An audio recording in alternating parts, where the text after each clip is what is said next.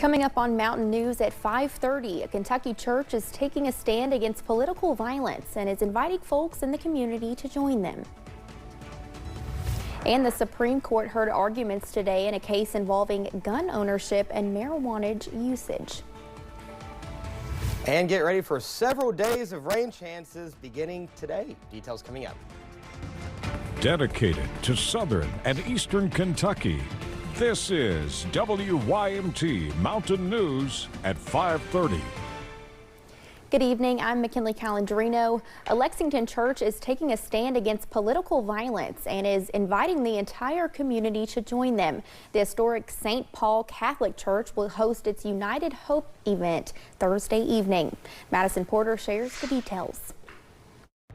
Recent political violence has prompted the Diocese of Lexington to act. From the January 6th Capitol riot in 2021 to the assassination of Charlie Kirk last year, the diocese is now calling for unity. Not only physical violence, but rhetorical violence, violence that kills the spirit, not just the person. The historic St. Paul Catholic Church started the United Encounters 10 years ago. Stan J.R. Zurkowski says it's an opportunity for people from various religious backgrounds to stand for the common good. In the past, they have highlighted the Hispanic community and survivors of gun violence. We are incorporating the entire community as part of one action of prayer and solidarity, and focuses on our one shared humanity. The United in Hope event starts Thursday at 5:30. Governor Andy Beshear will serve as the keynote speaker, but it will also feature a statement from the Republican House Speaker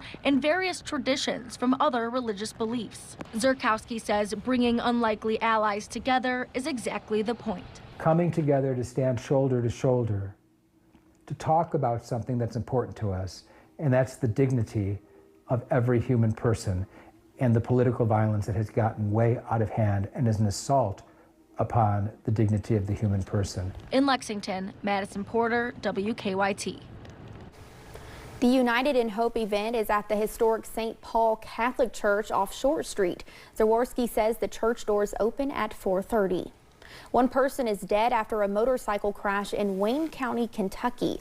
The incident happened on Saturday. 26-year-old Christian Vanover was on a motorcycle heading west on Kentucky 90 when the motorcycle hit the back of a 2008 Honda Odyssey. After hitting the minivan, the motorcycle then left the roadway before going down an embankment. Vanover was later pronounced dead after he was eventually taken to the UK hospital. Police are investigating a death in Anderson County in central Kentucky. Kentucky State Police Post 12 say authorities responded to a home on Mars Avenue Sunday evening after a call for assistance from Lawrenceburg police. A dead man was found inside the house and has been identified as 53-year-old John Crawford of Lawrenceburg. After an autopsy this morning, investigators say that no foul play is suspected. The incident remains under investigation.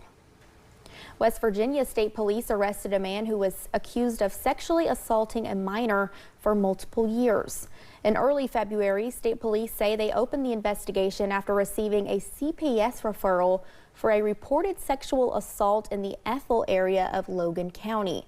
They say their investigation found that Daniel Skaggs had reportedly sexually assaulted a kid within the past 3 years.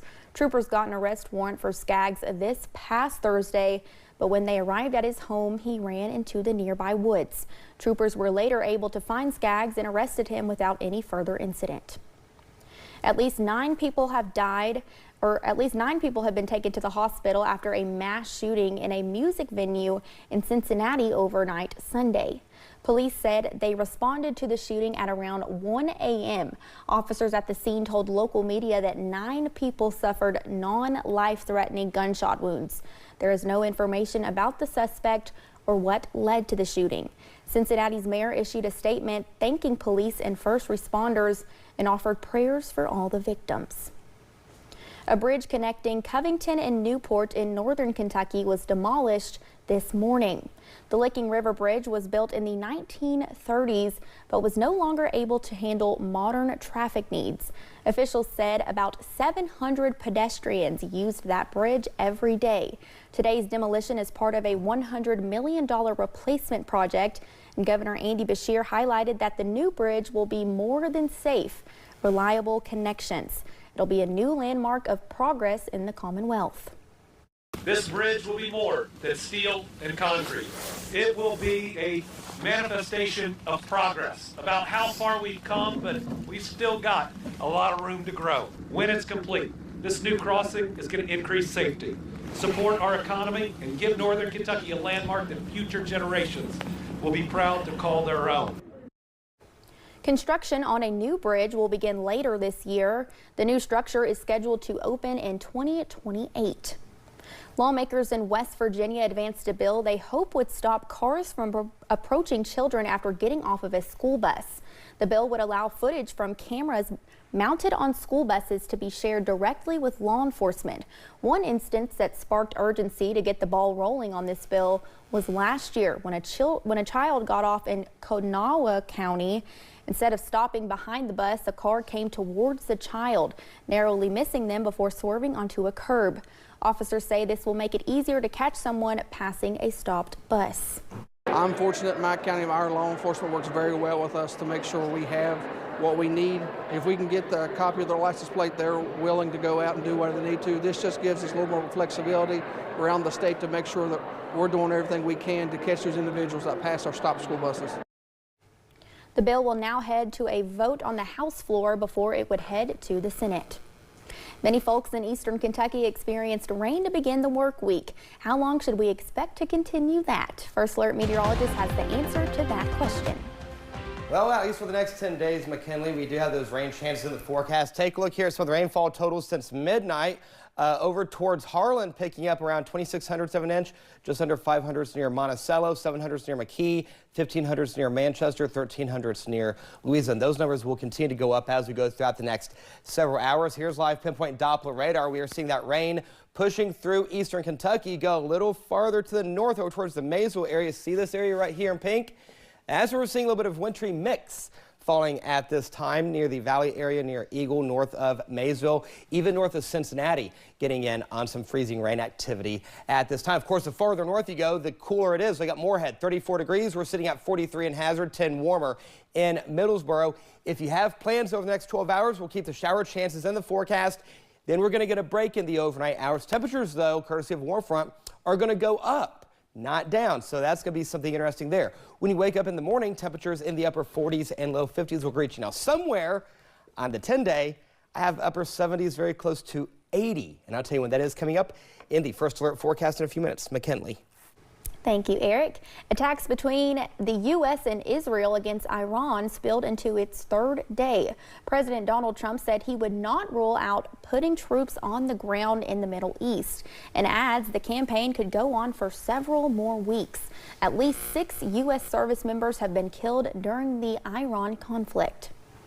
We're already substantially ahead of our time projections, but whatever the time is, it's okay. Whatever it takes, we will always, and we have right from the beginning, we projected 4 to 5 weeks, but we have capability to go far longer than that. We'll do it. Whatever somebody said today, they said, oh, well, the president wants to do it really quickly. After that, he'll get bored. I don't get bored.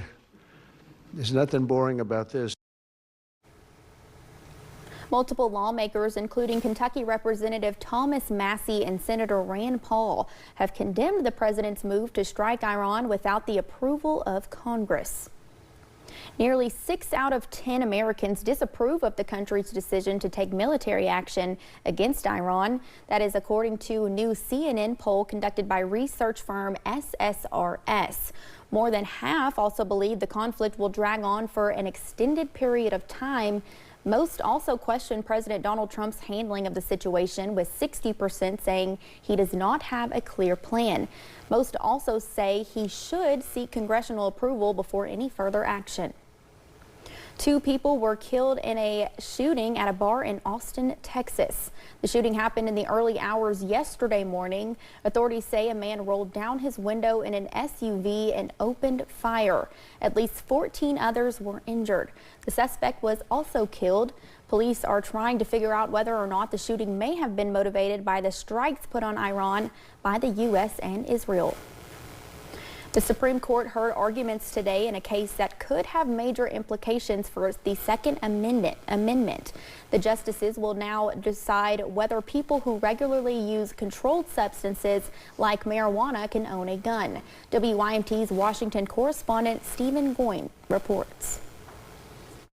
Before the Supreme Court on Monday, the Department of Justice faced off against the American Civil Liberties Union. The case at issue stemming from the arrest of Ali Hamani, a Texas man charged back in 2023 after FBI agents found a handgun and marijuana in his home. While a federal law from the 1960s makes it a felony for a, quote, unlawful user of a controlled substance to possess a firearm, lower courts dismissed the charge on Second Amendment grounds. On Monday, the DOJ urged the court to reinstate the charge, arguing the law was similar to laws from the 1800s that allowed for disarming drunkards. But several justices questioned that comparison. What is the specific thing about habitual drunkards as a category obviously identified at the founding that is parallel to the every other day marijuana user here? What if he took one gummy bear with a medical prescription in Colorado to help him sleep every other day? Disarm him for life? Justices also questioned whether marijuana use made someone a threat. And what is the government's evidence that using marijuana a couple times a week makes someone dangerous? Meanwhile, defense attorneys for Hamani argued the DOJ's historical precedent supported disarming dangerous individuals, not the occasional user. Several justices also seemed to agree the government's position was too broad. The only thing we know in the record is he uses some marijuana. We don't know how much or in what potency, a few times a week. And why isn't it just enough to say, whatever else may be true, that is not an habitual drunkard? Now, further complicating this case, President Donald Trump has expressed a desire to reclassify marijuana from a Schedule 1 to a Schedule 3 drug. The court expected to make a decision in the coming months. In Washington, I'm Stephen Gowen. Yesterday marked 1 month since Nancy Guthrie's disappearance. As of now, authorities have yet to identify a suspect in the case. As we have previously reported, a $1 million reward was being offered by the Guthrie family for information resulting in the whereabouts of the Kentucky native. The Pima County Sheriff's Department is confirming this is still an active investigation. We now know the cause of death for Grey's Anatomy star Eric Dayne. According to a report from People's Magazine, the husband of Knott County native Rebecca Gayhart died of a respiratory failure with ALS listed as an underlying cause of death. Dayne died on February 19th, less than 1 year after he announced his diagnosis. He was 53 years old.